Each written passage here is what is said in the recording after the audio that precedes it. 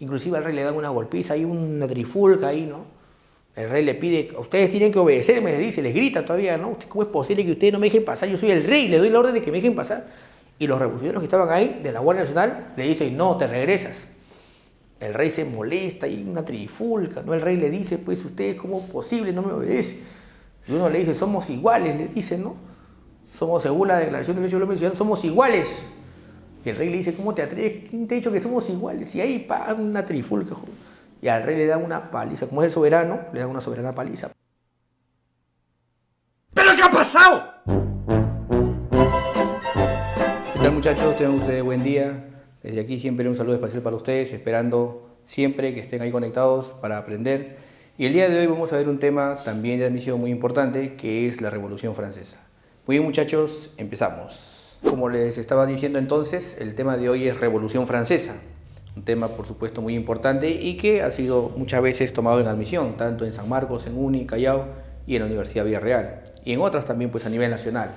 Entonces es importante recordar que este tema es un tema muy, pero muy de admisión. Y para empezar, muchachos, vamos a aclarar primero el título que está aquí en la pizarra, ¿no? Una revolución es un cambio, es una transformación. Y es lo primero que debemos recordar, ¿no? ¿Qué es lo que cambia? ¿Qué es lo que se transforma? Hemos visto ya en una clase anterior lo que es el antiguo régimen. Recordemos que el antiguo régimen era básicamente una monarquía absolutista. Recordemos que existía el feudalismo, ¿no? O si no, en todo caso, también el mercantilismo, que impedía el libre comercio, también presionaba mucho para, o impedía lo que sería, pues, la libertad individual. Por eso lo que el día de hoy vamos a ver es una revolución, un cambio total. ¿Por qué? Porque mira, número uno, la monarquía que defendían los absolutistas, por supuesto, desaparece y se va a establecer una república donde hay división de poderes. ¿Qué más? La sociedad antes era una sociedad estamental, dividida, ¿se acuerdan?, en estamentos, donde tú nacías campesino y morías campesino. Si tú, por supuesto, nacías campesino, tu destino era vivir como campesino hasta que mueras. Tus hijos serían campesinos, tus nietos serían campesinos. Si tu hijo, por si acaso, y tú eras noble, tu hijo también era noble, él, por supuesto, moría como noble. Nacía con privilegios, moría con privilegios. Todo eso desaparece. Se elimina la sociedad estamental y se crea una sociedad de ciudadanos, donde hay igualdad ante la ley. Entonces, podemos decir que en estos cambios nomás, que son importantes, se va a gestar o se va a desarrollar lo que se va a conocer como el Estado o la sociedad moderna. Por eso es importante recordar que este tema va a configurar lo que sería, pues, la sociedad actual y también, por supuesto, el Estado moderno. Muy bien, muchachos, entonces empezamos. ¿Qué es una revolución francesa? Número uno, a ver, ¿qué es la revolución francesa? Es un cambio o transformación que se produce, por supuesto, en este país llamado Francia. Ahora, ¿qué significó o cuál fue el significado? Mira, una cosita importante. Mira lo que dice acá. Es una revolución burguesa. ¿Por qué es una revolución burguesa? Fácil. Porque es dirigida por la burguesía. Entonces, es lo primero que debemos saber. Es una revolución dirigida por la burguesía. ¿Cómo identificas tú que esta revolución es burguesa? Fácil. ¿Quiénes toman el poder con esta revolución? Mira, porque, ojo, te dije, sacan al rey, crean la república. La pregunta es, ¿quiénes se quedan con el poder? ¿Los campesinos? No, pues, porque si fueran los campesinos sería una revolución campesina. Pero ¿quiénes se quedan con el poder? Van a ser los burgueses. Por eso es una revolución burguesa. ¿Ya? Es lo primero que debemos saber entonces. ¿Qué fue la Revolución Francesa? Es una revolución burguesa que pone fin al antiguo régimen. Los revolucionarios hablan de crear el nuevo régimen, el nuevo Estado, la nueva sociedad bajo las ideas de la Ilustración. Eso es lo que van a hacer, porque una cosa es destruir un Estado que era monárquico, ¿me entiendes o no? Y ahora es crear un nuevo Estado. Pero ¿cuáles son las ideas para crear ese nuevo Estado? ¿Cuáles son las bases de este nuevo Estado? Entonces, allí, para construir este nuevo Estado, están las ideas de la Ilustración, las ideas de la burguesía, que se van a cumplir, se van a realizar. Todo lo que decía la Ilustración ahora tiene que cumplirse, pues. Básicamente, eso es lo que tú debes recordar. Se elimina el Estado absolutista y se crea el Estado, que sería en este caso republicano, democrático, burgués o liberal burgués. Muy bien. Entonces, mira lo que dice aquí. Una revolución burguesa que pone fin al antiguo régimen absolutista y feudal y establece lo que se va a conocer como el Estado moderno, el Estado, pues, o las bases del Estado actual, ¿no? Muy bien, las causas. La primera causa importante definitivamente va a ser la Ilustración. ¿Y por qué? Te dije, a ver, algo muy importante que debes recordar. No hay cambio en la sociedad, no hay cambio en la política, si es que no hay cambio de ideas. Primero cambian las ideas, de ahí cambia la sociedad. Primero cambian las ideas, cambia la política, cambia la economía. Entonces, y yo te dije también en otra clase, si tú no estás de acuerdo con el régimen que te toca vivir, lo vas a cuestionar. Y es más, puedes pretender cambiarlo. Pero para que eso se produzca tiene que haber un cambio mental, un cambio ideológico. Entonces, toda revolución, nunca se olviden, tiene una etapa que es ideológica. La segunda etapa es la resistencia a la autoridad y la tercera sería de la confrontación directa. Pero la primera etapa siempre es ideológica. Y por supuesto, esta revolución, como todas las revoluciones, tiene su etapa previa que es ideológica. ¿Cuál sería entonces? La Ilustración. ¿Qué más? La crisis del antiguo régimen. Es decir, te dije, todo lo que está antes de la Revolución Francesa es llamado antiguo régimen. Los revolucionarios hablan mucho de crear el nuevo régimen. Por lo tanto, tienen que desmontar, destruir todo lo que está antes para crear el nuevo régimen. Muy bien, y esta crisis está relacionada primero a la crisis económica, déficit fiscal, es decir, en Francia falta dinero. La pregunta es, ¿por qué falta dinero en Francia? ¿Qué es lo que ocurrió? A ver, quiero que recuerden esto. En Francia gobierna una familia que se llama la familia de los Borbones, es el nombre de la dinastía. Recordemos que cuando ellos llegan al poder con Enrique IV de Navarra, o el primer rey de esta dinastía, ellos buscan crear una política exterior de gran alcance o envergadura, lo que implica, por supuesto, guerras exteriores o guerras externas. Tanto Luis XIII, Luis XIV, Luis XV estuvieron relacionados a conflictos que, por supuesto, van a desgastar la economía de Francia. Las guerras cuestan y, por lo tanto, muchas veces cuando el rey necesitaba dinero para financiar sus campañas militares o la política exterior, estaba claro que necesitaba dinero y se lo subía a la población. Pero la pregunta es, cuando digo la población, ¿quiénes son los que pagaban impuestos? Mira acá, el pueblo. Como ya vimos en una clase anterior, la sociedad estaba dividida en estamentos, grupos cerrados, clero, nobleza y pueblo. Primer estado, segundo estado, tercer estado. Pero ¿cuál de los tres era el que pagaba impuestos? Era el pueblo. Tanto el clero y la nobleza estaban exonerados de pagar impuestos. Ellos, por si acaso, eran privilegiados y no debían pagar impuestos. Entonces, por lo tanto, cada vez que Francia tenía guerras o conflictos externos, estaba claro que esto perjudicaba la economía del pueblo. ¿Estamos claros? Eso también debes recordar. Entonces, hay una crisis económica y por esta crisis económica derivada de la política exterior o las guerras que tiene Francia, por supuesto, se le suben los impuestos al pueblo. Acá están excesivos impuestos. La pregunta que ustedes se hacen es, profesor, ¿y qué guerras? Miren, voy a citar solamente las dos últimas, ¿ya? Número 1, hay una guerra que se llama la Guerra de los 7 años. Eso no te olvides. Que se da desde el año 1756, desde 1756 a 1763. Esta guerra acaba con un tratado que se llama la Paz de París. Y lo importante que debes recordar aquí es que básicamente gana Inglaterra aliado con Prusia, ¿ya? Francia, por supuesto, ha perdido, podríamos decir. Su influencia en América también del Norte la pierde. Entonces, ¿qué es lo que ocurre aquí? Fácil, muchachos. Número 1. Y acuérdense bien de esto. Francia ha perdido contra Inglaterra.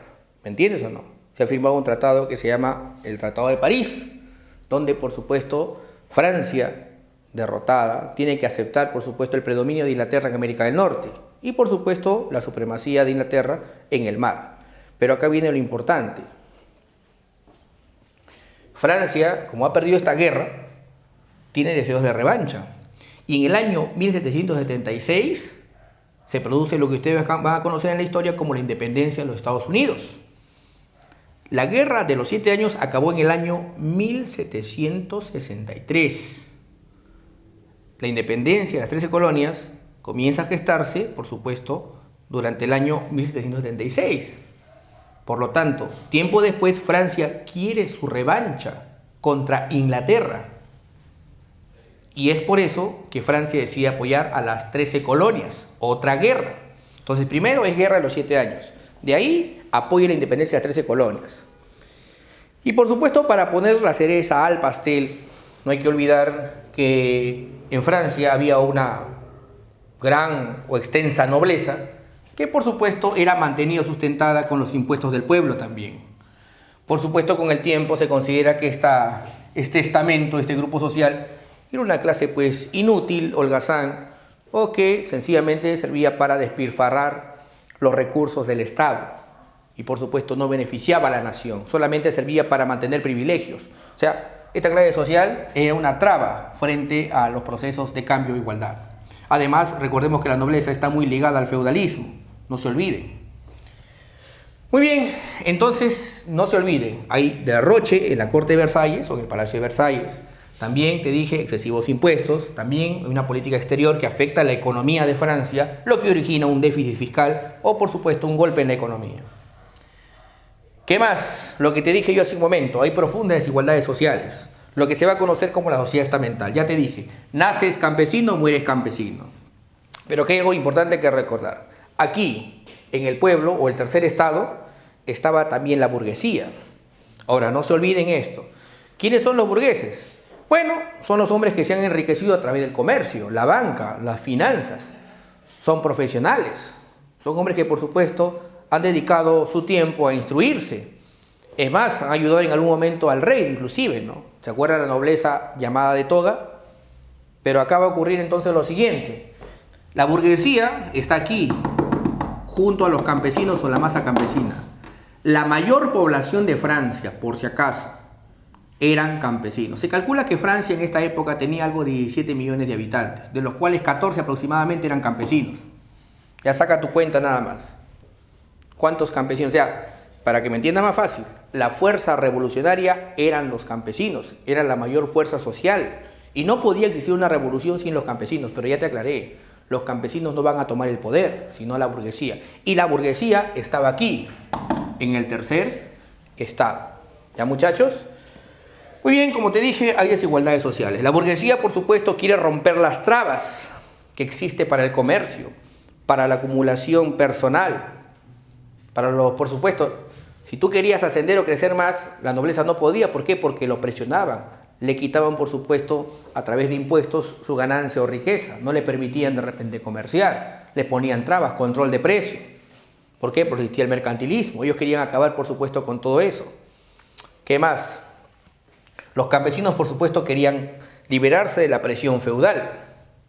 Recordemos que era eso. ¿Se acuerdan, no? Tú eres un campesino y estabas trabajando la tierra que no era tuya, era de un señor. Y lo hacías hasta que mueras y tu hijo podía pasar por esa misma desgracia.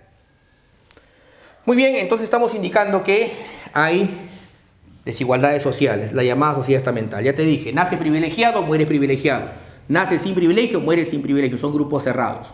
Los del pueblo se casan con gente del pueblo, la nobleza se casan con gente de la nobleza y por supuesto los del clero, que también son privilegiados, ahí permanecen, pues por supuesto, en las altas esferas. Muy bien, ¿qué más? Miren, yo voy a aclarar lo siguiente, y esto es importante saberlo. Cuando se casa Luis XVI con María Antonieta, en Francia había una especie de sensación, pues, de que todo iba a ir mejor, pues, por una sencilla razón. Tenemos a Luis XVI, Borbón, y tenemos a María Antonieta Habsburgo, de una dinastía, por supuesto, de mucho prestigio, pero por sobre todo de mucho abolengo, con largo tiempo gobernando en Europa. Los Habsburgos tenemos a un lado y tenemos los Borbones, unidos en matrimonio a través de Luis XVI y María Antonieta. Entonces todos pensaron que iba a haber cambios, por supuesto, que esto iba a ser mejor o saludable para Europa y especialmente para Francia. Sin embargo, muchachos, el rey, como te digo, es ajeno a las demandas populares o a los cambios que tenían que producirse y sencillamente ocurre lo siguiente. El rey comienza a percibir el malestar que existe en la población, la insatisfacción que existía en los campesinos. Ya existían, por si acaso, algunas revueltas. Habían por ahí bandoleros que asaltaban en los caminos. Habían algunas pequeñas revueltas campesinas. ¿Por qué? Porque había mucha gente que estaba cansada frente a esta condición, pues, que existía en el antiguo régimen. Por eso, muchachos, yo les aclaro lo siguiente, entonces. Luis XVI, preocupado por esta situación, llama a sus famosos ministros, a los llamados ministros de Hacienda, ¿no? Por supuesto, te digo varios porque si bien uno primero llega, lo destituye por su propuesta y de ahí llama a otro, nombra a otro, por supuesto, llama otra vez y por su propuesta también lo descartan, ¿no? Profesor, ¿pero por qué hace esto Luis XVI? Bueno, 3 ministros de Hacienda son muy célebres, que plantearon más o menos lo mismo, te voy a aclarar. Tenemos primero, por ejemplo, a Malesherbes, tenemos a Calonne y por supuesto a este ministro llamado Necker, Jacques Necker. Acuérdate de este nombre, ¿ya? Jacques Necker. La pregunta es, profesor, ¿y por qué? Fácil. Yo te dije hace un momento, ellos reciben impuestos. ¿De quién? Del pueblo. El pueblo, para sustentar los privilegios del clero y la nobleza, ellos pagaban impuestos. No solamente al rey, que era el Estado, sino también al clero y la nobleza. Por lo tanto, entonces, cada vez se veía como un problema la nobleza y el clero, y sus privilegios de por medio. Por eso es que cuando Necker, ¿no? Malesherbes también lo plantea, dicen que ellos que reciben impuestos no deberían recibir impuestos, por un tiempo inclusive se planteaba en algunos casos, ¿no? Ellos se oponían a todo cambio. Y acá lo vamos a ver. Por ejemplo, Necker proponía que el clero y la nobleza deberían pagar impuestos. Está bien, cobren los impuestos los campesinos, pero ¿sabe qué? Tenían también que pagar impuestos al Estado para sanear la economía. Entonces la solución más práctica era que estos dos grupos o estamentos que eran privilegiados, que no pagaban impuestos, ahora deberían pagar impuestos. Entonces el rey Luis XVI, ¿qué hace? Los convoca a sus representantes, ¿no? ¿Saben qué? Miren, estamos en crisis, tienen que ponerse una mano al pecho y la otra al bolsillo para solucionar la crisis, ¿no? El rey Luis XVI, no todo sano, ¿no? Con buena onda les dice, ¿saben qué? Súmense, apoyen. Pero ¿sabes qué pasa en esa reunión? El clero y la nobleza rechazan pagar impuestos. No quieren solucionar la crisis. Es más, creen o se ven amenazados, creen que les están quitando sus privilegios y los están amenazando. Es más, la iglesia se puso, por supuesto, muy dura y firme. Acusó al rey Luis XVI de intentar hacer pagar impuestos a Dios. Pero yo les aclaro esto, muchachos. Entonces, mira lo que ocurrió. Cuando el rey, a través de sus ministros, y especialmente con Necker, propuso que el clero y la nobleza paguen impuestos, ellos rechazaron los impuestos. Por supuesto, impidiendo que la economía se solucione. Por lo tanto, a este hecho, ¿cómo se le conoce? Se le va a conocer en la historia como la revuelta aristocrática. En algunos libros lo han puesto como la revuelta nobiliaria o la revuelta de la nobleza. ¿Por qué? Porque ya te dije, ya estos estamentos rechazaron cualquier posibilidad de solución. No querían pagar impuestos. Y esto, por supuesto, no ayudaba a corregir o a sanar la economía. Entonces, muchachos, no se vayan a olvidar entonces. Otra causa tendría que ver con la oposición del clero y la nobleza a sanear o a solucionar la economía. Rechazan los impuestos. A esto se le conoce como la revuelta aristocrática del año 1787. Muy bien. ¿Qué más? Aquí dice la crisis agrícola de 1788, o también conocida como la crisis agraria de 1788. Miren, hasta ahora, ¿por qué se produce esto? Por supuesto, tiene que ver con una cuestión más que todo climatológica y meteorológica. No se sabe exactamente por qué razón se produjo esta variación de la temperatura, pero lo que sí se sabe por documentos y testimonios de esa época es que el calor fue de tal manera que, por supuesto, afectó todo el sistema de recurso hídrico de Francia. Es más, varios ríos bajaron su nivel de agua o su caudal, lo que afectó, por supuesto, todas las tierras de cultivo. Prácticamente no había agua, se produjo una profunda sequía. Y, por supuesto, esta sequía origina malas cosechas. Y si hay malas cosechas, vienen las hambrunas. Y por supuesto, si hay hambrunas, surgen las revueltas. Entonces, lo que debemos saber, muchachos, para muchos historiadores, este hecho, bueno, esta circunstancia que se produce en términos meteorológicos y esta variación que te dije, los niveles de agua o el curso de agua que había en Francia, afecta a la población terriblemente, lo que acelera el estallido social. Por eso muchos consideran que la gran crisis agrícola de 1788, que se produjo en Francia, afectó también materialmente o físicamente a los franceses, por supuesto, ¿no? Sería una cuestión o un factor pues de tipo objetivo, ¿no? Porque subjetivo ya había, las ideas estaban, pero materialmente, como te dije, ellos no tenían ni siquiera para el sustento ni para la alimentación. Encima todavía, muchos señores feudales o muchos nobles que eran dueños de la tierra presionaban a los campesinos a seguir pagando impuestos bajo estas circunstancias. Me hace recordar un poquito a lo que nos pasa ahora, pues, ¿no? O sea, la gente está que la pasa mal y los bancos siguen cobrando, pues. Por eso uno se pone a pensar, pues la historia a veces parece que se repite, ¿no? Mira, acá los campesinos se quedaron sin cultivos, sin cosechas, y los señores feudales les exigían que pagaran sus impuestos. Entonces, eso era algo injusto, pues. Y curiosamente ahorita pasa lo mismo, ¿no? Pero en otro contexto, en otras condiciones. Ya no es el señor feudal, sino ahora es el banquero, ¿no? Pero bueno, yo lo dejo ahí para tu reflexión. Pero mira lo que pasa entonces. Hay malas cosechas, hay hambrunas, te dije, derivado de la sequía, la crisis agrícola del año 1788. ¿Ya, muchachos? Muy bien, entonces esta sería la parte de las causas. Ahora sí vamos a la siguiente parte, que sería ya el desarrollo de la revolución. Muy bien, entonces vamos ahora con lo que sería ya los estados generales, muchachos, ¿no? Bien, miren, ¿qué eran los estados generales? Recordemos que el rey había planteado hacer una reforma tributaria impulsado por su ministro de Hacienda, que consistía en que el clero y la nobleza pagara impuestos. Como ellos supusieron, quedó entonces la idea de que más adelante debería hacerse.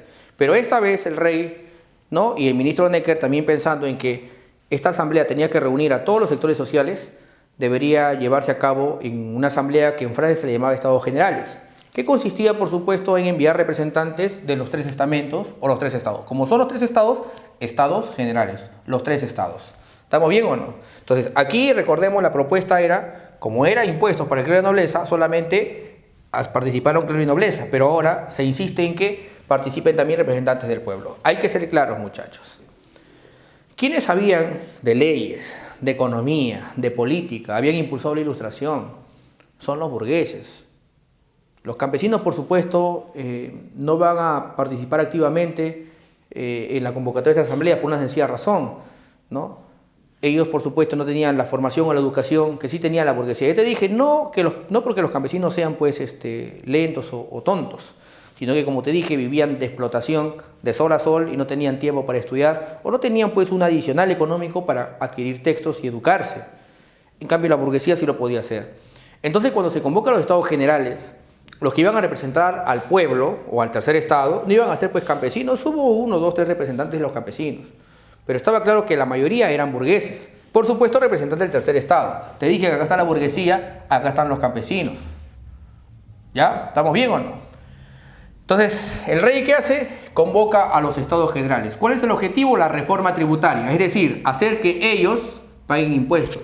El rey, por supuesto, consideraba que el pueblo iba a votar a favor de los impuestos, ¿ya? La división de los votos más o menos estaba así: 300 representantes del clero, 300 representantes de la nobleza, 300 y 600 del pueblo. Estaba claro que si ellos oponían, eran 600 que iban a decir no a los impuestos, y acá 600 del pueblo que iban a decir sí a los impuestos, para que ellos paguen, por supuesto. Pero el voto dirimente lo iba a tener el rey, por supuesto. Pero voy a aclarar otra cosa: no se votaba por representante. O sea, si eran 1200 representantes, no significa que había 1200 votos. ¿Sabes cómo era el voto o el sistema de votación? Era bien curioso, escúchame bien. Acá son 300, acá son 300, acá son 600. Escúchame bien, mayoría simple, la mitad más 1. Si ellos, por ejemplo, son 300 y 150, que es la mitad, más 1, bastaba eso, decían no a los impuestos, el voto era no. Ya ahí nomás era un voto, ya, no a los impuestos. Si ellos, por ejemplo, que eran 300, 150 más 1 decían no, o sea, 151, ¿no?, también era no a los impuestos. Y ellos, por supuesto, valían igualmente un voto. Entonces, eran en realidad 3 votos. El rey tenía un voto dirimente, pero igualito. La propuesta era que ellos expresen su malestar o su sentir y lo que significaban los impuestos para salvar Francia ante el clero y la nobleza. Esa era la solución del rey, ¿no? El rey quería, por supuesto, aprovechar esta asamblea para que el clero y la nobleza pues estén de acuerdo con los impuestos finalmente, ¿no?, y se sumen. Pero no, muchachos. Vamos a ver ahora qué pasa. Antes de que se lleve a cabo los estados generales el 5 de mayo de 1789, ya por supuesto se hace la convocatoria y los representantes elegidos del pueblo comienzan a recaudar las quejas. En Francia, los cahiers, las quejas del pueblo, que son recolectadas. ¿Sabes en qué número? 40.000 cuadernos de quejas de toda Francia. ¿Cuál era el objetivo? Hacer, o mejor dicho, recoger el sentimiento nacional o de la población, para que ellos lo sepan y también el rey. Entonces, los representantes del pueblo van a recaudar los cahiers, principalmente pues los burgueses, que están muy interesados en movilizar a la masa campesina. Ya te dije yo hace un momento, no podía existir revolución francesa sin la masa campesina, pero ya te aclaré que la masa campesina no es la que toma el poder, pero sí está en la revolución. Ahora la pregunta es, profesor, ¿y qué pasa entonces? Fácil. Se lleva a cabo los estados generales, 5 de mayo. El rey asiste, vestido, engalanado, todo se pone al medio, comienza a hablar. Es el momento de las reformas. El rey está hablando y de repente se produce un tumulto, un desorden. La pregunta es, ¿por qué, profesor? Fácil.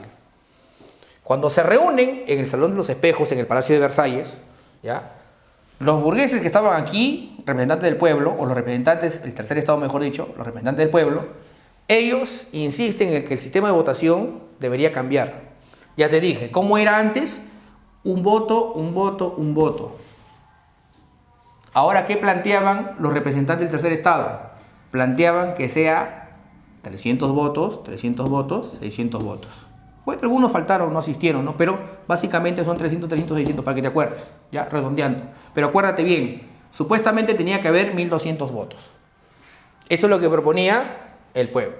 En cambio, el clero y la nobleza insistían en que el sistema de votación sea igual que el anterior. Ahora, ¿por qué el pueblo insistía en esto? O los representantes del pueblo. Fácil. Porque habían algunos de la nobleza que apoyaban las demandas del pueblo. Habían algunos miembros del bajo clero también que apoyaban las demandas del pueblo.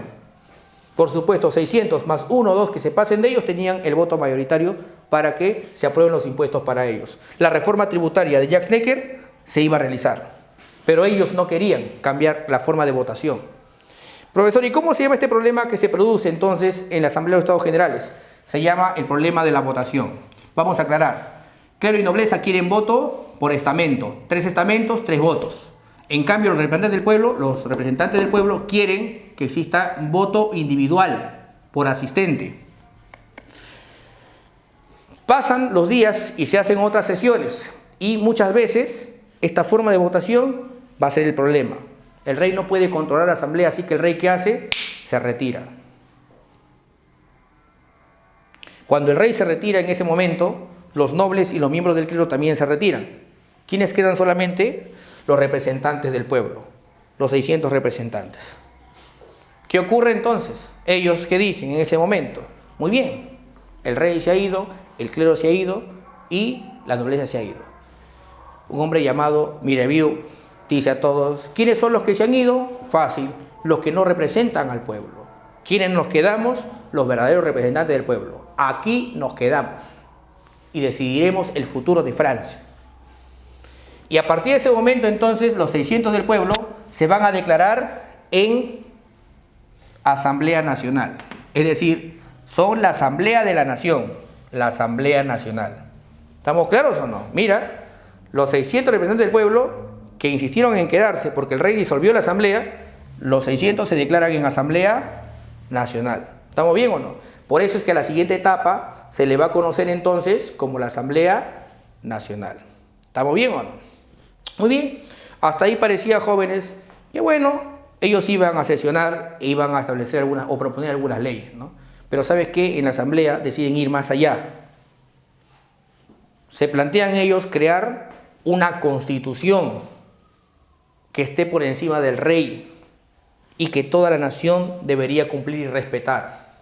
Es más, en esta reunión que se hace en el Salón de la Pelota, hacen un juramento donde ellos dicen, no nos separaremos hasta dar a Francia una constitución. ¡Viva Francia! Francia hors la mort. Profesor, ¿qué me está diciendo entonces?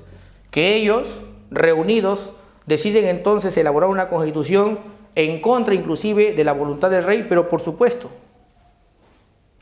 Pero el rey insiste, estos tipos tienen que irse, se acabó, no va a haber ni un cambio. El rey inclusive dice, van a continuar todas las leyes anteriores y no va a haber reformas. Y por supuesto ellos deciden o insisten en quedarse y cogen una Biblia, un cuaderno de quejas, levantan la mano y juran no separarse hasta dar a Francia una constitución. En otras palabras, se estaban declarando en rebeldía contra el poder del rey. Ahora, muchachos, ¿qué es lo que ocurre? Bueno, acá se produce un incidente. El rey envía a la Guardia Real, es decir, el ejército del rey, para sacar a los 600 que estaban ahí. Los 600, ¿qué hacen? Bueno, hacen un ademán, que por supuesto no se están retirando todo, pero varios se quedan ahí, insisten en quedarse. Cuando de repente por las calles de París, por si acaso, Versalles está más o menos a 16 kilómetros de París. Inmediatamente salen corriendo algunos representantes e informan de lo que está pasando. Hay una amenaza a los representantes y ocurre que hay un temor. Se piensa de que el rey va a sacar al ejército y va a masacrar a la población que apoyaría a los 600 representantes del pueblo. Surge una versión falsa y en ese momento se produce un desorden, un caos, y la gente sale a las calles. Los campesinos comienzan a coger sus herramientas de cultivo, pico, palo, machete, cuchillo, lo que sea, y comienzan a organizarse. Los campesinos se comienzan a congregar, 1000, 2000, 3000, 4000, y no solamente en París, sino alrededor, sino en toda Francia. Y comienzan a surgir bastantes destacamentos así de campesinos que comienzan a organizarse. Cuando los señores feudales salían, inmediatamente lo agarraban a golpes. El señor feudal decía, lárguense campesinos, vayan a trabajar. Los campesinos iban, lo tumbaban del caballo y le daban golpes. No faltaba uno ahí que estaba de repente un poquito más encolerizado, le arrancaba la cabeza, lo ponían un palo ahí y lo levantaba como si fuera una antorcha. También venían los obispos, cálmense, por favor, ¿qué pasa? ¿Qué es esto? Decían los obispos, tú también mueres, desgraciado, lo mataban. Y eso es lo que estaba pasando entonces. Ocurre que ya para ese momento la gente ya estaba pues encolerizada. Eran cientos de ellos de explotación que estaban, por supuesto, reventando en ese momento, estaban estallando. Ahora, ¿qué es lo que ocurre, muchachos? El rey, como no quiere cambios, destituye al ministro Necker, y esto hace que la gente más todavía se levante. Se producen más revueltas, porque al destituir a Necker estaba claro que el rey no iba a hacer ninguna reforma tributaria y todo parecía que iba a seguir igual. La gente más sale a las calles, se producen más revueltas, y el rey no sabe qué hacer, está preocupado. Cada vez que él está sentado en su despacho, cada media hora viene un guardia y le dice, mi rey, hay revuelta en Artois, en Toulouse, hay revueltas en todas partes, mi señor, en Lyon. Entonces el rey agarra, se preocupa, ¿qué está pasando? ¿Sabe lo que ocurre? Está empezando la Revolución Francesa. Y por supuesto, un grupo de campesinos comienza a marchar hacia la ciudad de París. Un grupo también de soldados que no decidieron ya apoyar al rey, se habían unido a las huestes de los campesinos y comenzaron a avanzar hacia París. Y ¿sabes qué? Entran a la ciudad. Y cuando entran a la ciudad, por supuesto, lo primero que hacen es tomar ahí, nada más había una armería. ¿Sabes lo que es una armería? Es un lugar donde hay fusiles, hay pólvora. Cogen las armas, cogen los fusiles que están ahí, todos los fusiles, ¿no? Las armas, se llevan la pólvora y comienzan a atacar un lugar que era considerado pues un símbolo de la tiranía del rey, así le decían. Bueno, estamos hablando de una prisión que se llama la Bastilla. Ese mismo día lo tumbaron, a punta de cañonazos. Comienzan a desmontar piedra por piedra, liberan a los prisioneros. Ahora, este hecho, por si acaso, la toma de la Bastilla, que se produjo el 14 de julio de 1789, es considerado por los franceses como un símbolo, un día especial.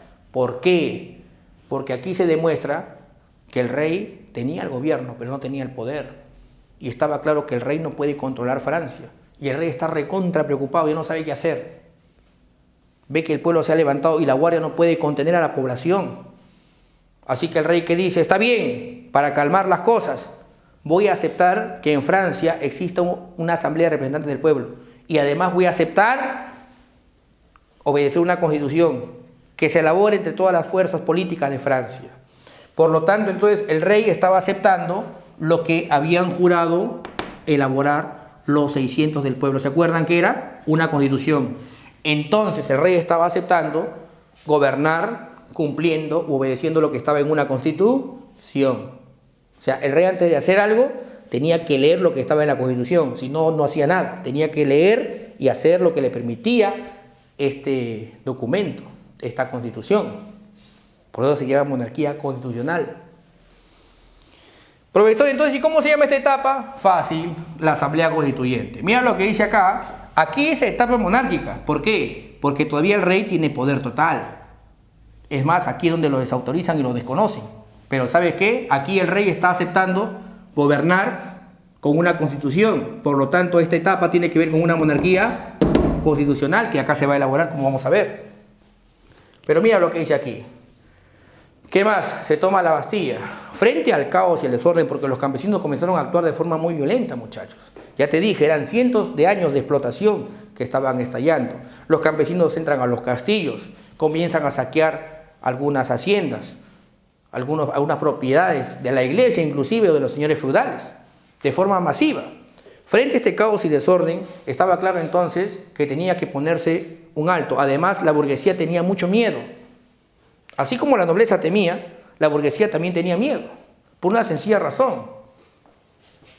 La burguesía, si bien era parte del pueblo, era del pueblo acomodado. Y muchas veces los campesinos veían a los burgueses también como prácticamente pues cercanos a la nobleza.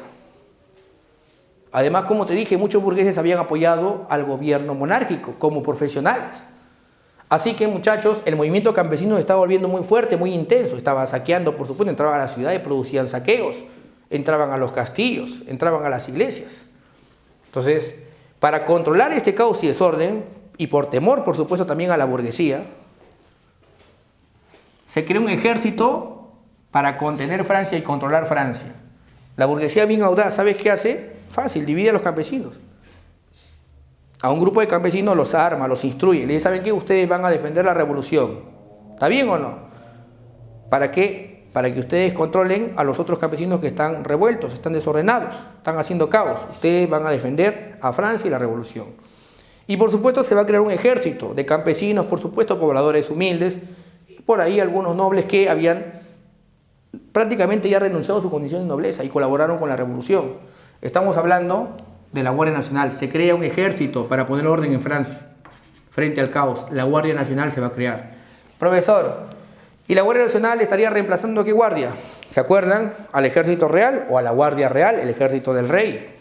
Porque ¿sabes qué? Ya no se sirve, o este ejército, ¿te acuerdas? El ejército de la Guardia Real defendía al rey, que era la representación de la nación. Ahora no, este ejército defiende a la nación, por eso se llama Guardia Nacional, ya no es Guardia Real, se cambia de nombre. Muy bien, otro hecho importante que se produce aquí, la eliminación de los derechos feudales. ¿Qué es lo que pasa? Yo te hago una preguntita. Los campesinos están sublevados. ¿Tú crees que un señor feudal va a atreverse a cobrarle impuestos? Prácticamente era pedir su sentencia de muerte. Por eso, ¿qué es lo que ocurre entonces? Muchos nobles ya, entendiendo que las condiciones han cambiado, deciden irse de Francia. Algunos se quedan, pero renuncian a sus privilegios. Públicamente dicen, yo dejo de ser un noble y soy el ciudadano tal, soy tal ciudadano. Y por esto, por supuesto, muchos llaman a este hecho como la noche de los milagros. Muchos nobles comienzan a renunciar a sus privilegios, a sus títulos, públicamente. Bueno, y estaba claro que no lo hacían de propia voluntad, sino lo hacían por presión popular, al igual que el rey. El rey también, por supuesto, no aceptaba obedecer una constitución porque él quería, sino por presión popular. Muy bien, muchachos, entonces tenemos ahí que se anulan los derechos feudales. Ahora, otra cosa también que debes recordar, porque lo vamos a ver más adelante. Algunos nobles no se quedan en Francia frente a esta situación. ¿Sabes qué hacen? Se van a un país vecino. Mira, para que te quede claro, a ver, ¿ya? Esta es Francia, aquí al costadito nomás, está Austria. Y recordemos que Austria es el lugar de origen de la dinastía Habsburgo. Entonces, de aquí era María Antonieta. El rey de Austria estaba preocupado por lo que le pasaba a su hija, o por lo que le podría pasar. Entonces, muchos nobles, preocupados también por la situación frente a esta revolución, deciden huir a Austria. Pero la pregunta es, ¿se van a Austria para pasarla bien, vacacionar? No, se van ahí para organizar una contrarrevolución, organizar un ejército para destruir la revolución. Entonces no se olviden que cuando se produce esto de acá, acuérdate bien, muchos nobles que renuncian a sus títulos, o muchos nobles que presionados por la población renuncian a sus privilegios, no se quedan en Francia, se van. ¿Y a dónde se van? Se van a Austria, y ahí van a ser llamados émigrés. Acuérdense bien, se le llaman los émigrés, acuérdense bien de ese nombre. los emigrés. Los emigrés, por supuesto, se van a Austria, algunos se van a Prusia y desde ahí comienzan a organizar una contrarrevolución. Es decir, comienzan a recaudar dinero, comienzan a organizar un ejército, comienzan a reunirse, por supuesto, con la nobleza de Austria y de Prusia para dirigir un ejército y aplastar la revolución más adelante. Esa era la idea. Entonces no se olviden que aquí ya surgen los llamados emigrés. ¿Qué más? Se aprueban los derechos del hombre y del ciudadano. Ajá. El documento más importante de toda la revolución. Profesor, ¿y por qué? Es fácil. Si tú revisas tu cuaderno en la parte posterior, ahí están los derechos humanos. Bueno, estos derechos humanos fueron establecidos después de la Segunda Guerra Mundial, ¿no? Si mal no recuerdo, fue en el año 1948, ya me acordé ya. Pero ojo, les aclaro, este documento está inspirado en artículos que están en este documento que se aprobó en la Revolución Francesa. Por ejemplo, este documento tenía estos puntos. Número 1, los hombres nacen y son iguales ante la ley y son libres. Es un derecho natural, ya lo decían los ilustrados. ¿Qué más dicen? Derecho a la propiedad, para que veas. Cosas como esta estaban en este documento. Ahora, por supuesto que muchos de los artículos eran difíciles pues hacerlos conocer públicamente, así que los revolucionarios, para hacerlo popular, le pusieron pues una palabra consigna, bueno, 3 palabritas consignas: igualdad, libertad y fraternidad.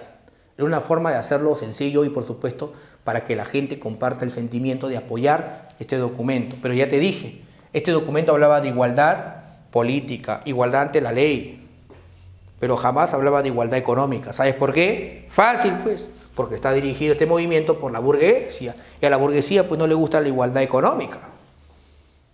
¿Estamos claros o no? La burguesía va a ser la nueva clase social que va a tomar el poder. Y ellos basan su éxito económico, por supuesto, o su éxito personal o individual en la acumulación de riquezas. Y a veces para acumular mucha riqueza tiene que explotar a un gran número de personas. Entonces está claro que ellos no hablan jamás de igualdad económica. Pero ahí está, se aprueban los derechos del hombre y del ciudadano, ¿no? El 26 de agosto. Ahora, profesor, ¿y qué es lo que pasa después? Mira, esto por si acaso voy a aclarar para que no haya confusión. Esto de acá, ¿ya? Continúa acá abajo, ¿ah? Acá, ¿qué dice, profesor? Mira, acá dice etapa monárquica constitucional. Esto continúa aquí.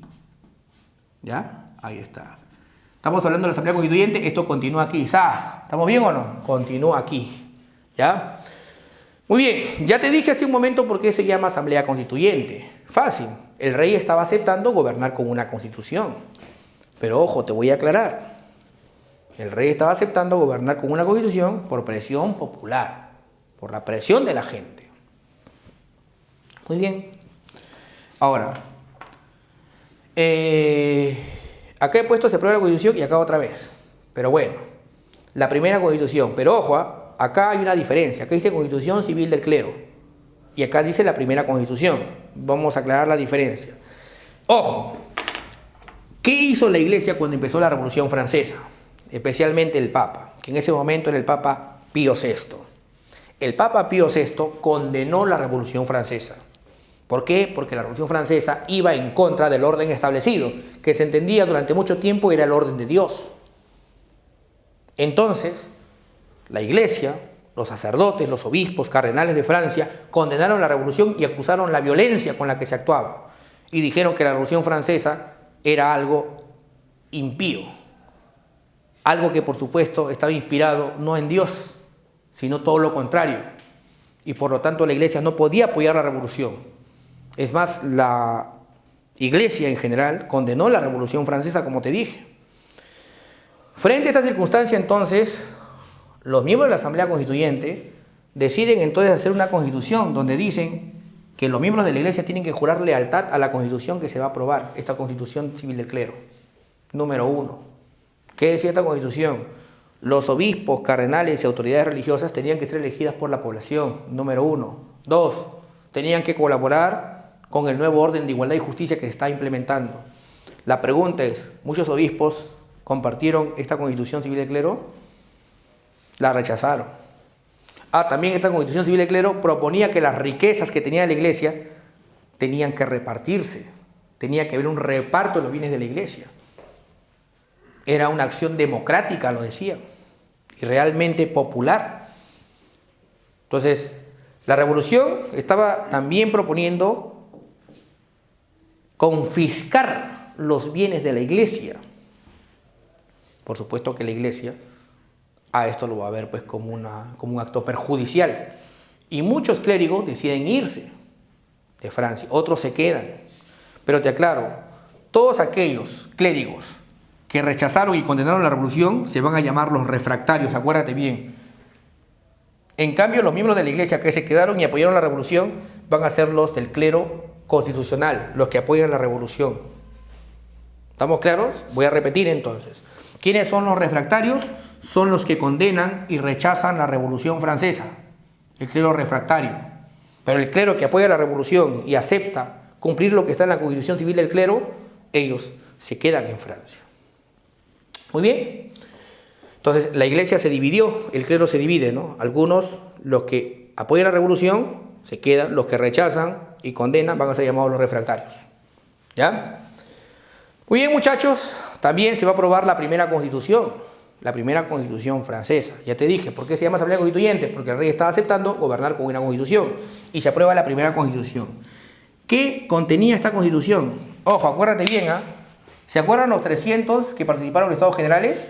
Ellos mismos se declaran en Asamblea Nacional. Ellos mismos van a quedarse a elaborar la constitución.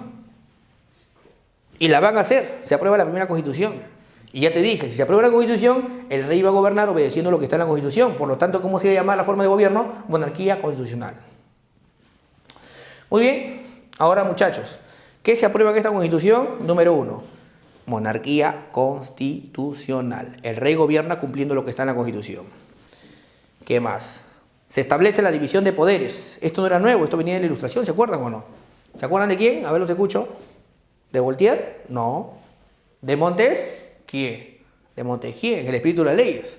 La división e independencia de poderes. Aquí se estaba estableciendo. Esto fue una pregunta de San Marcos, por ejemplo. ¿Qué más? Sufragio censitario.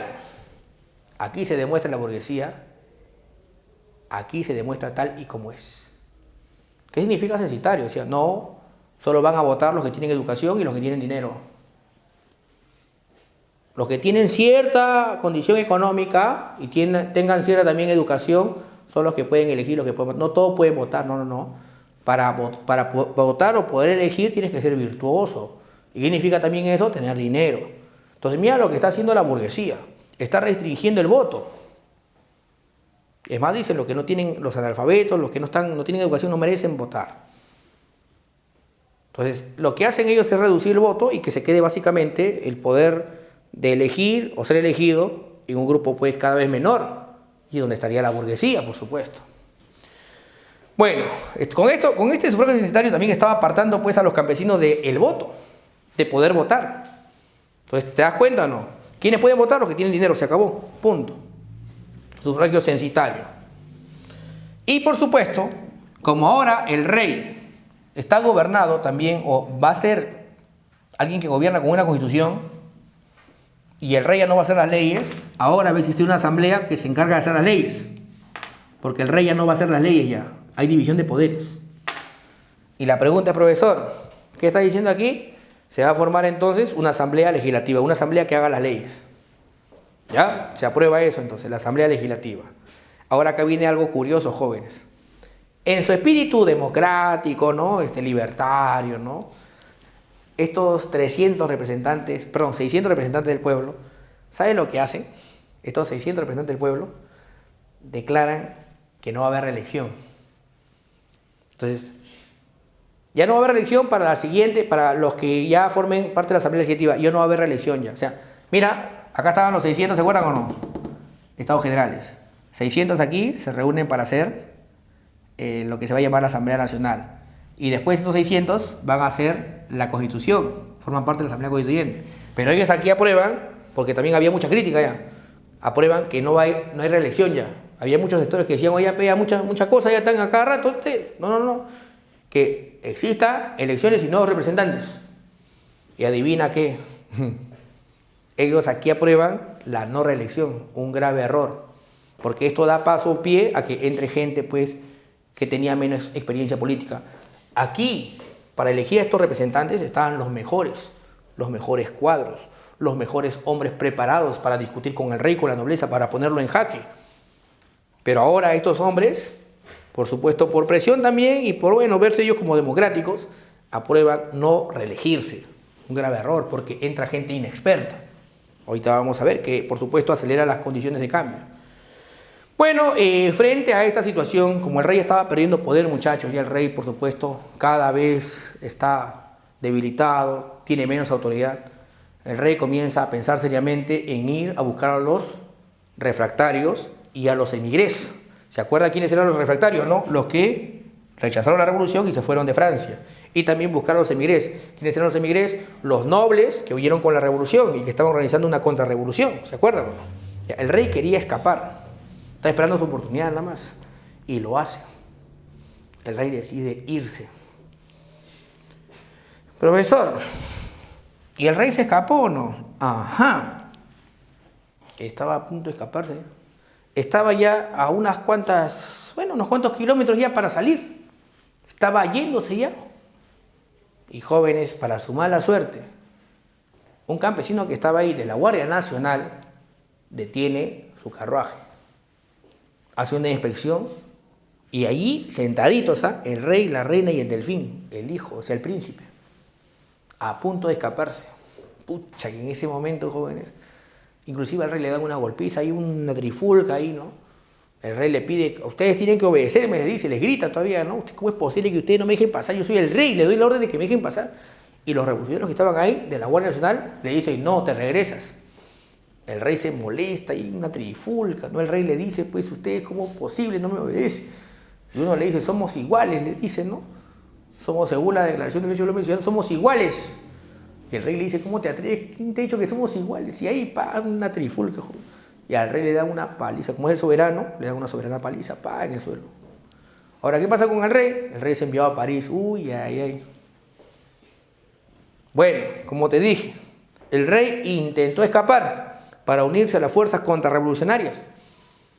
Es más, pensaba dirigirlas, pero ¿sabes qué? Lo capturan. Y ahí ya comienzan a hacerle, ¿no? ¿Me entiendes? Comienzan a verlo como un traidor. Ya surge un movimiento dentro de los políticos franceses que hacen ver al rey como un traidor, un enemigo de la revolución. Muy bien, entonces, como el rey es traído a París, inmediatamente al rey lo llevan a un palacete que se llama Las Tullerías. Era un complejo, pues, ¿no?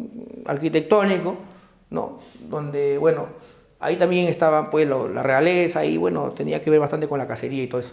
Lo llevan a Las Tullerías. Ahí. Y por supuesto, ahí el rey está como un prisionero. Es como una prisión para él. Está encerrado, no puede salir, está recontra vigilado. Pero ¿sabes qué? El rey siempre recibía visita de unos jóvenes que le enviaban su comida y le enviaban su medicina. El rey tenía un problema con la pierna, creo que era el problema de la gota, ahora que me acuerdo. Problema de salud. Y además tenía un problema, de tipo respiratorio. Pero principalmente, pues, el problema de la gota, la pierna. Entonces, el rey siempre pedía su medicina y pedía también su alimento porque tenía temor a que lo envenenaran. Y siempre habían, pues, dos muchachos que le enviaban, pues, su alimentación. Y tenían permiso, pues, por supuesto, tenían la licencia, el salvoconducto para hacer esto. Pero adivina qué.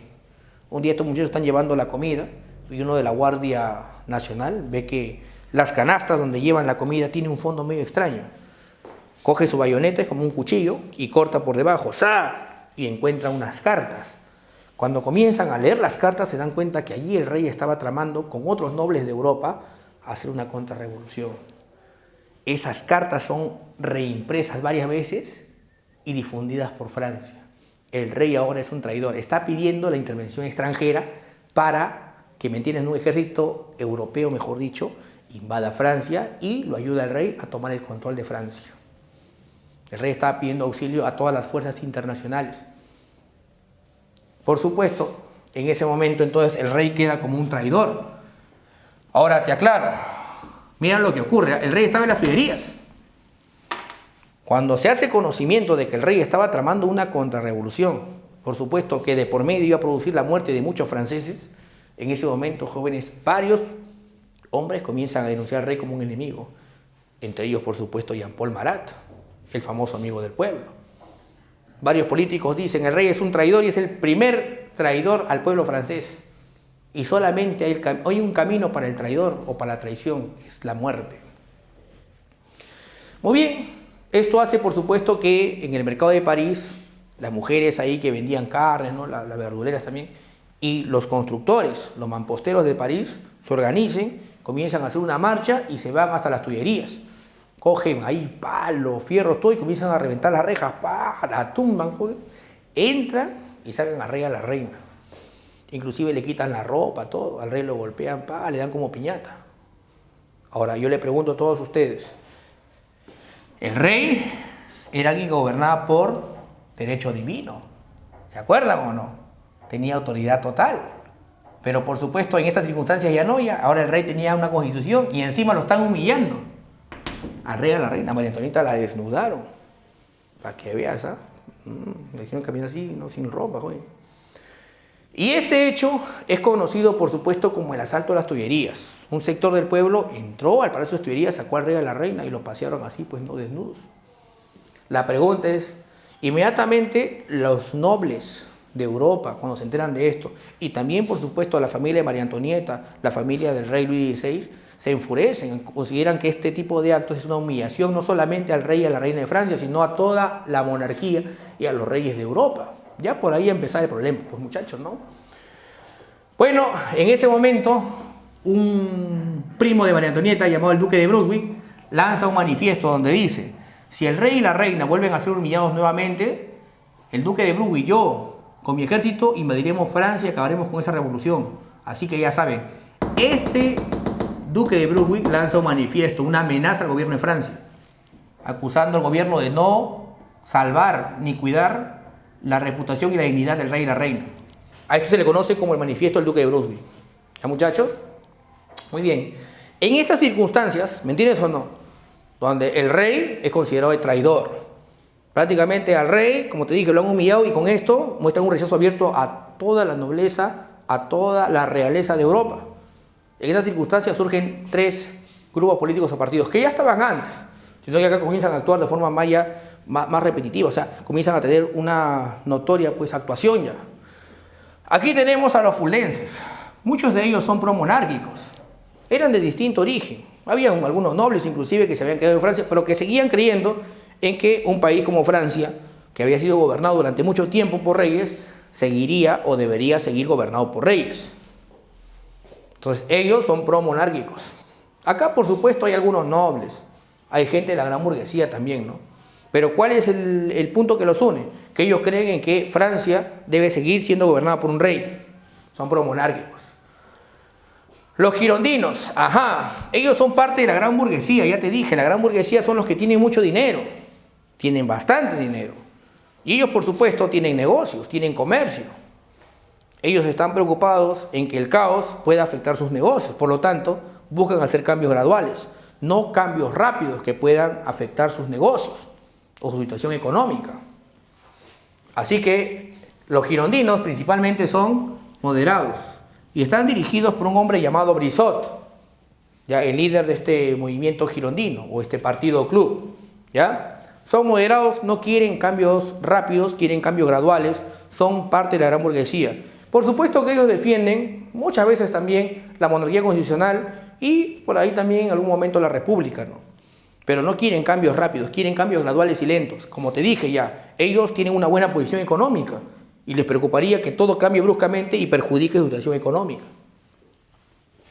Y por supuesto tenemos a los jacobinos, junto a los Cordeliers, ¿no? Que es otro partido, otro club, ¿ya? Los jacobinos son parte de lo que se le conoció pues como la montaña, los radicales. Ellos quieren cambios rápidos, cambios ya, rápido. No quieren nada que lento, que suavecito, no. Cambios rápidos. Es más, ellos hablan de eliminar la monarquía y establecer la república de frente, sin miramientos. Y bueno, entre los jacobinos más célebres está definitivamente pues este hombre que se llama Maximilien Robespierre, ¿ya? Un gran orador, por supuesto. Muy bien. Ahora, continuando. Mira lo que dice acá, a ver. Mira lo que dice acá. Acá dice asamblea legislativa, ¿no? Esto por si acaso, esto que está aquí, esto que está abajo, yo estoy aclarando esto que está aquí abajo, ¿ya? También es parte de la Asamblea Legislativa, ¿ya? ¿Estamos claros? Así como todo esto forma parte de la Asamblea Constituyente, aquí todo esto forma parte de la Asamblea Legislativa. ¿Estamos claros, muchachos? ¿Sí? Ya. Ojo, mira lo que dice acá. Francia declara la guerra a Austria y Prusia. Vamos a aclarar lo siguiente.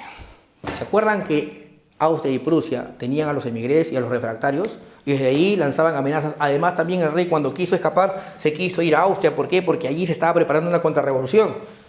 Y por supuesto, los inexpertos que asumen el poder en Francia de la Asamblea Legislativa comienzan a acusar estas acciones, por supuesto, de amenaza de Prusia y Austria contra Francia. Finalmente, por supuesto, después de un largo conato o enfrentamiento de tipo diplomático, se produce entonces la declaratoria de guerra. Francia declara la guerra a Austria y Prusia. Muchachos, los realistas, defensores del rey, los emigres, se unen, por supuesto, dirigidos por quién, por el duque de Brunswick, y lanzan un gran ejército para Francia. Mira, ojo, Francia estaba siendo atacado por un ejército ya.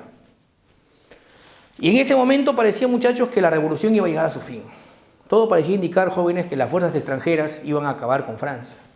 Pero ¿sabes qué? Eso no ocurre. Inmediatamente, muchachos, miles de voluntarios de toda Francia comienzan a llegar numerosamente, llevando a veces inclusive hasta un palo con un cuchillo amarrado. Otros traían fusiles que habían confiscado a la Guardia Real durante el inicio de la revolución. Pero llegan cantidad de regimientos, voluntarios, dispuestos a defender la revolución. Así, llegaban en cantidad, marchando. Había un grupito que venía de Marsella, cantando una canción, que todo el mundo oye y dice, ¡ah, qué bacán! ¿De dónde son? Son de Marsella. ¿Qué están cantando? No sé, pero suena lindo. Y todo el mundo escucha, ¿no? Tan, tan, taran, tan, tan, a los enfants de la patria. Toda la gente, ¡ah! ¿Y sabes qué? Llegan a Valmy. Y cuando están ahí, ¿sabes cuántos llegaron aproximadamente? Qué bestia, jóvenes. Llegaron más de 100.000. Más de 100.000 voluntarios dispuestos a dar su vida por la revolución. Y seguían llegando. Y el duque de Brunswick, por supuesto, avanza, lanza sus cañones y los campesinos así, ¡plá!, como un huaico bajaban, jóvenes en cantidad, ¡plá!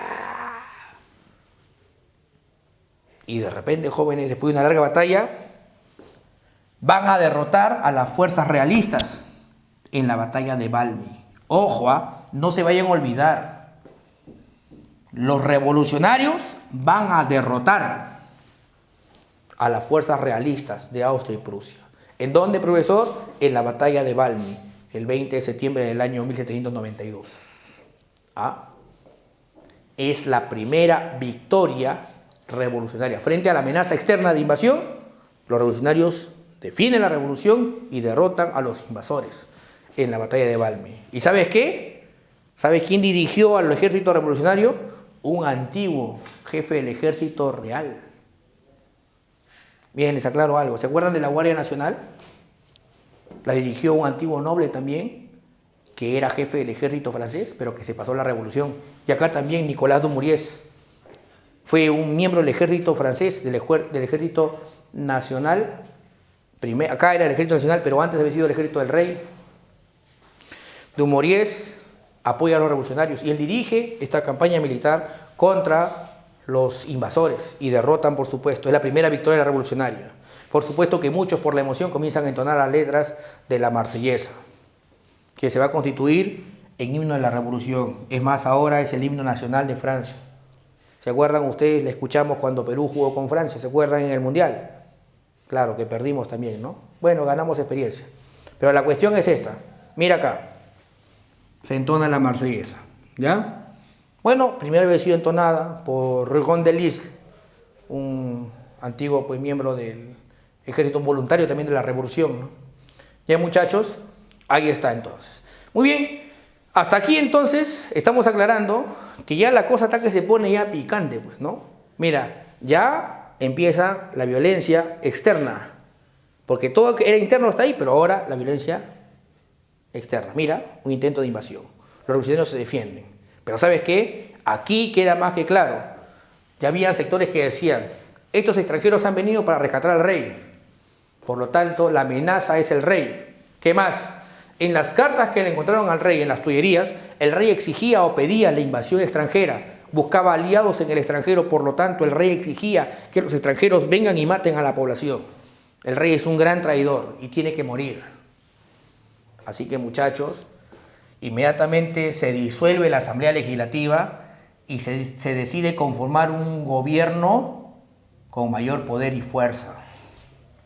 ¿Cómo se va a llamar? La Convención. Y ojo, aquí, a partir de la Convención para adelante, sería la etapa República. Vamos a la siguiente etapa de la Revolución, que sería la Convención Nacional. También conocido, por supuesto, como la Convención. Quiero que vean un detalle aquí. Hemos puesto una flecha, por supuesto, que se prolonga hasta esta parte donde dice, mira, monarquía constitucional. Antes estaba monarquía, después viene la monarquía constitucional y ahora viene la etapa republicana. Quiero que sepas algo. Mira aquí, ¿ves esto? ¿Ves esta ruptura? Es como una fractura, una ruptura. Profesor, ¿y por qué ha puesto eso? Fácil, muchachos. Esta es la etapa más radical. Esta es la ruptura con todo lo anterior. Si bien acá había intentos por mantener la monarquía, por mantener ciertas circunstancias del antiguo régimen, acá decide romperse con todo. Es más, la burguesía inclusive se preocupa mucho por el avance o la intensidad de esta etapa de la revolución, que como vamos a ver, decide inclusive ponerle un fin a esta profunda o agresiva transformación a través de un golpe de Estado. Ojo, ojo. Vamos a poner aquí entonces atención. Muchachos, la Convención Nacional. La Convención Nacional se divide en dos etapas. Una etapa que se llama etapa girondina, etapa jacobina. Igualito como hemos visto antes, lo que está acá arriba, por supuesto, lo que está aquí arriba, la etapa de la Convención, también continúa aquí abajo. ¿Ya? ¿Ya, muchachos? Muy bien. Miren lo que dice aquí entonces. En la etapa girondina, por supuesto está el líder Brissot, se va a desarrollar la etapa de la Primera República. Quiero que sepas algo muy importante. Recordemos que los girondinos son de la gran burguesía. Ya te dije, ellos se preocupan mucho porque no haya cambios muy rápidos, muy acelerados. Quieren cambios graduales y lentos. Ya te dije, ellos tenían negocios. A pesar de todo, ellos tenían circunstancias que defender, ¿no? No querían que todo cambiara de golpe. Pero recordemos que la pequeña burguesía es la que, por supuesto, va a buscar cambios más intensos, más rápidos. Por eso es que lo primero que deben entender aquí es que esta etapa, donde están los girondinos, se va a ver presionada por la acción de los jacobinos. Ahorita vamos a ver de qué manera. Muy bien, presionado por los jacobinos, acuérdense bien, aquí se aprueba que se cree la república, se va a crear la república y se va a eliminar la monarquía. Y está claro que sin monarquía ya no hay rey. Al rey lo acusan de gran traición. Recordemos que se había producido la batalla de Valmy. Y por supuesto, en las cartas del rey se encontró que el rey solicitaba la intervención extranjera. Es lo que se había producido. Por lo tanto, entonces, el rey es considerado un gran traidor. Y para el traidor, definitivamente, tenía que haber un castigo, la pena de muerte. Así que por presión de los sectores populares, especialmente por los jacobinos y los sans-culottes, que ahorita vamos a ver quiénes son, estos sectores populares o los humildes de París comienzan a presionar y se decide entonces la ejecución del rey. Primera medida, entonces, se crea la república en la Convención Nacional y, por supuesto, como ya no hay monarquía, el rey va a ser ejecutado. Luis XVI va a ser decapitado en la Plaza de la Concordia. Ahora yo les hago una pregunta fácil y sencilla. ¿Luis XVI era el único rey de Europa? No, por supuesto. Y esto preocupa a los reyes de Europa. Los reyes de Europa, presionados por lo que está pasando, deciden entonces organizar un ejército internacional para atacar e invadir Francia. Profesor, ¿y cómo se le va a llamar entonces a esta unión de ejércitos extranjeros contra Francia? Se le va a conocer con el nombre de Primera Coalición. ¿Ya, muchachos? Entonces les aclaro, Luis XVI es ejecutado, por si acaso. Ya antes se había eliminado la monarquía. Una vez decapitado el rey, entonces, decapitado el rey, los reyes extranjeros, las monarquías extranjeras, los simpatizantes de la monarquía condenan esta acción de la Revolución Francesa y forman la Primera Coalición, la primera unión de ejércitos extranjeros contra Francia. Por lo tanto, la situación de Francia cada vez es más caótica. Francia está siendo amenazada por ejércitos extranjeros, está siendo atacada por todas partes. Y en estas circunstancias, entonces, se hablaba de instalar un gobierno de emergencia nacional. que pusiera fin a esta amenaza extranjera y también al caos interno. Por supuesto, los girondinos no podían manejar o controlar esta situación, así que entonces surge este movimiento popular que se va a conocer como el de los sans-culottes. ¿Quiénes son los sans-culottes? Son los pobres de París, la masa urbana. Se le llamaba así porque utilizaban un pantalón que era un pantalón sin bombacha, o sea, los nobles y la burguesía utilizaban una especie, no sé si ustedes han visto, como una especie de bombachita y después como unos panties. Bueno, esta vestimenta se llamaba el culottes, acá está el culottes, pero los que no podían costearse ese traje los fueron llamados así, o los llamaron los sans-culottes, son los pobres de París. ¿Ya, muchachos? Entonces estos pobres de París dicen: los girondinos, la gran burguesía no puede controlar Francia. Francia está siendo amenazada por todas partes, hay caos interno. Lo mejor es instalar un gobierno de emergencia, establecer la república de una manera más eficiente, más firme. Y para eso entonces los sans-culottes deciden apoyar ¿a quiénes? A los jacobinos. Los cambios tenían que hacerse rápido, ellos lo proponían, así que entonces toman el poder ahora los jacobinos. A esta etapa jacobina, dentro de la convención, se le va a conocer como el gobierno del terror o la dictadura de Robespierre. Acuérdense bien, Robespierre, Maximilien Robespierre, que era el representante más importante de los jacobinos, toma el poder. Muy bien, muchachos, lo primero que se hace, la convención reunía a varios para tomar decisiones. Se acaba. Ahora 11 hombres reunidos van a decidir, por supuesto, van a tomar las medidas más importantes para Francia. Se forma un ejecutivo de 11 hombres. A la cabeza está Robespierre, con 10 asesores, 10 hombres, 10 miembros. Entonces se forma lo que se va a conocer como el Comité de Salud Pública. Comité de Salud Pública. Ya, muchachos, acuérdense bien, ¿dirigido por quién? Por Maximilien Robespierre. Para decidir rápidamente las acciones a tomar en el gobierno, que estaba siendo amenazado por fuerzas extranjeras. ¿Qué más? Se crea lo que se va a conocer como el Tribunal Revolucionario. ¿Qué significa esto? Antes las personas, como existían derechos del hombre y del ciudadano, tenían ciertos derechos que debían respetarse, ahora se suprimen. Y todo acto de justicia tenía que hacerse a través del Tribunal Revolucionario, donde no tenías derecho a defenderte. Tenías que confiar en las firmes mentes o capacidad del juez o de los jueces. Tú debías confiar en la capacidad del juez para resolver un asunto judicial. No tenías derecho a defenderte.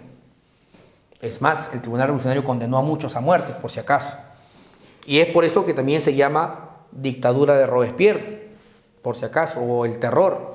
Porque acá, por si acaso, corrió mucha sangre, muchachos. Muchas personas fueron ejecutadas, como te dije, sin posibilidad de defensa. Acusados y, por supuesto, sentenciados por el Tribunal Revolucionario. ¿Ya? Entonces se crean dos órganos de gobierno, en realidad fueron tres, pero dos son los más importantes, ya el Comité de Salud Pública y el Tribunal Revolucionario. ¿Ya? Muy bien, obras de Robespierre. Robespierre dice, un momentito, número 1, hay que unificar las medidas y los pesos en Francia y también la moneda. Se establece el sistema decimal de pesos y medida. Número 1. ¿Qué más? Se crea un calendario revolucionario, es parte de lo que se va a conocer como la descristianización. Por si acaso, para restar influencia y poder a la iglesia, que por supuesto movía muchas conciencias, entonces lo primero que se hace es crear un calendario que no es cristiano, un calendario que tenía que ver con la razón, con la revolución. Se crea el calendario revolucionario, que tiene meses distintos, por supuesto, a los establecidos por el calendario gregoriano. ¿Ya? Muy bien. Entonces, muchachos, como les estaba indicando, se crea un nuevo calendario, el calendario de la revolución. ¿Qué más? Se establece el culto a la razón. El hombre progresa, ¿por qué? Por la luz de la razón. Y esa razón va a hacer que los hombres progresen y sean felices. Muy bien, ¿qué más? Como ya Inglaterra tenía su revolución industrial, Robespierre también estaba muy interesado en hacer una reforma educativa y también fundar una escuela de ingenieros. Robespierre y los miembros del terror tenían claro que la amenaza que era Inglaterra, que por supuesto dirigía esta coalición, tenía una ventaja. ¿Cuál era? La investigación científica tecnológica, y que estaba avanzando, por supuesto que estaba por encima de la de Francia. Por lo tanto era importante crear una escuela de ingenieros y para este propósito se va a crear el Politécnico de París.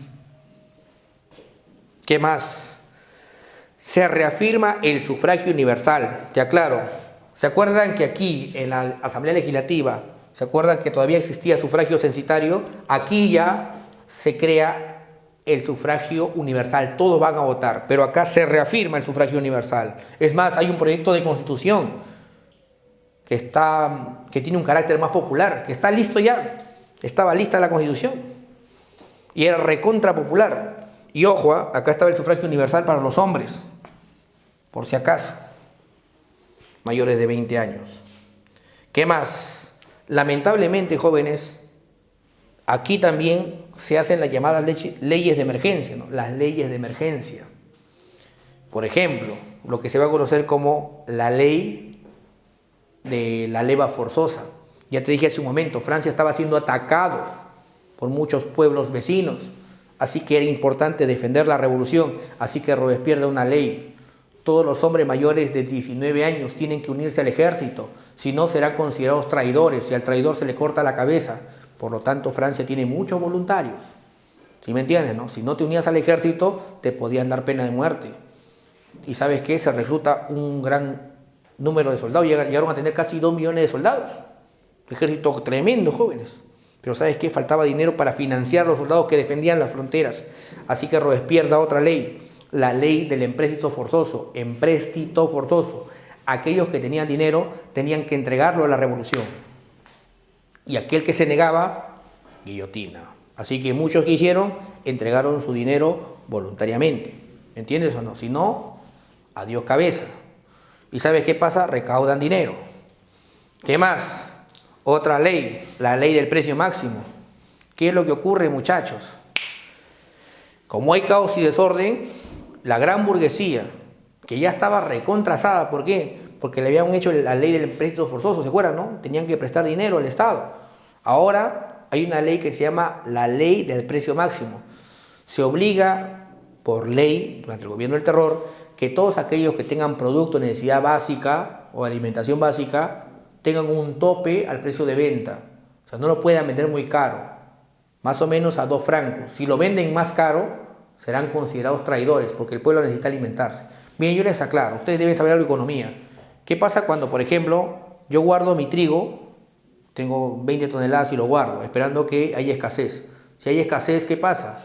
Sube el precio, ¿o no? ¿Y yo qué hago en ese momento? Aprovecho que hay escasez y saco mi trigo para venderlo más caro. ¿Me entiendes o no? ¿Por qué? Porque como hay escasez, la gente está dispuesta a pagar más porque escasea. Entonces, muchos malos comerciantes estaban haciendo eso. Y Robespierre, ¿qué dice? Un momentito, control de precios. Un tope a la cantidad del precio al que se vende ese producto. ¿Para qué? Para que no se perjudique a la población, porque no tiene dinero y no puede comprar. Así que hay una ley que se llama la ley del empréstito forzoso, que también perjudica a la gran burguesía. Estas leyes, y otra ley que se llama la ley de los sospechosos, que por supuesto dio paso a la efectividad, o a la fiereza del Tribunal Revolucionario, porque muchos, como te dije, fueron acusados de traición falsamente a veces y fueron decapitados. Pero por esto mismo, la gran burguesía, que fue perjudicada por Robespierre y los jacobinos, decide entonces acusar a Robespierre de traición y le hacen un golpe de Estado. A este golpe de Estado contra Robespierre o la dictadura jacobina se le conoce como el 9 Termidor. 9 Termidor es la fecha o una fecha del calendario revolucionario. Este es un golpe de Estado de la gran burguesía contra Robespierre y 80 de sus seguidores que van a ser ejecutados. Muy bien, muchachos. La siguiente etapa que viene se llama la etapa, vamos a poner aquí,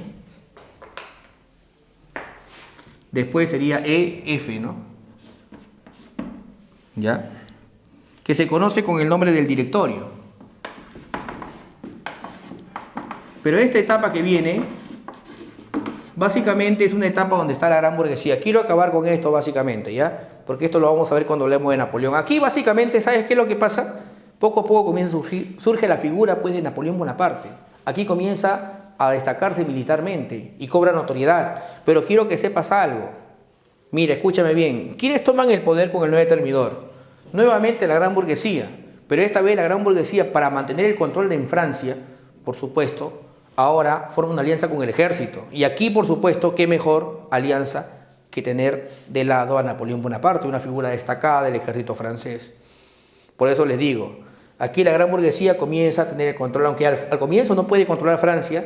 Ya Napoleón, con su golpe de Estado que se llama 18 Brumario, tiene el control de Francia.